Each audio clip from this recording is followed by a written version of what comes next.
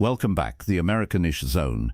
Today we're dissecting a viral moment that has sparked a heated debate, not just about presidential power, but also about the very foundations of American governance. Just a few months ago, with respect to the federalizing of the California National Guard. Under Title 10 of the U.S. Code, the president has plenary authority. Stephen? Stephen? Hey, Stephen, can you hear me?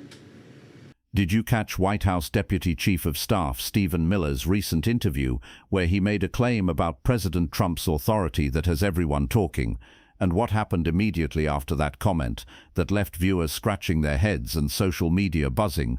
You won't believe the implications of what was said and what wasn't said. The controversy erupted during a CNN interview where Miller was pressed about the Trump administration's plans to deploy National Guard troops to Portland, Oregon, despite a pending court order. Miller confidently stated, and I quote, "Under Title 10 of the U.S. Code, the president has plenary authority, and then he appeared to just freeze, mid-sentence. CNN host Boris Sanchez quickly moved to a commercial break, citing technical difficulties, but viewers on social media, where this clip instantly went viral, had a different theory. They pointed out that Miller was still blinking, suggesting he deliberately cut himself off. When the interview resumed, Sanchez asked the question again, and this time Miller's response notably omitted that powerful, controversial word, plenary.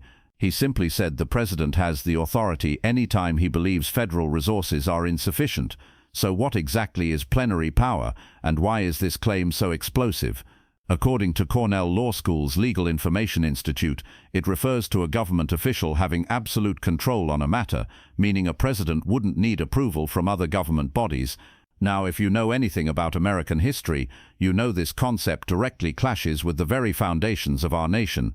Our founding fathers, having experienced abuses by the British military, intentionally structured our government with a system of checks and balances, fearing that absolute control over troops would erode civil liberties and the democratic process. This fear is why protests against the Trump administration in June featured the slogan, "No Kings." So, does President Trump actually have plenary power?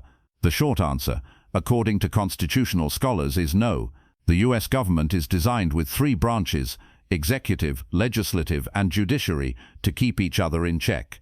In the ongoing cases regarding National Guard deployments, the courts are playing that exact role. States like California, Illinois, Oregon, and Washington, D.C.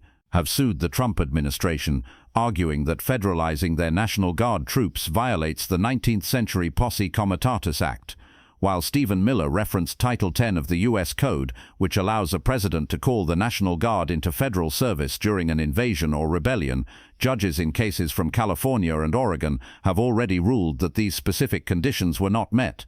But what about the Insurrection Act? President Trump has hinted at using this centuries-old law, which grants a president the power to deploy the military on home soil in the event of a domestic uprising, allowing them to engage in law enforcement activities like arrests.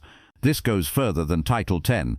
The Insurrection Act has been invoked sparingly since the mid-20th century, most recently in 1992 during the Los Angeles riots. While courts have historically shown great deference to a president's military declarations, some legal experts argue this doesn't grant absolute immunity from judicial review. The judge in the Oregon case, for example, explicitly stated that a great level of deference is not equivalent to ignoring the facts on the ground. Stephen Miller himself, known for his anti-immigration views and role in crafting some of the administration's most controversial policies, holds significant sway. He's even been dubbed the president's aide by some. This viral moment where he seemingly fumbled a claim about presidential power highlights the intense legal and constitutional battle brewing over the scope of executive authority in America. What do you make of Stephen Miller's statement and the broader debate over presidential power? Do you think the administration's arguments hold up? Share your thoughts in the comments below. And for transparent, in-depth coverage of these critical issues, be sure to like this video, subscribe to the Americanish Zone, and hit that notification bell.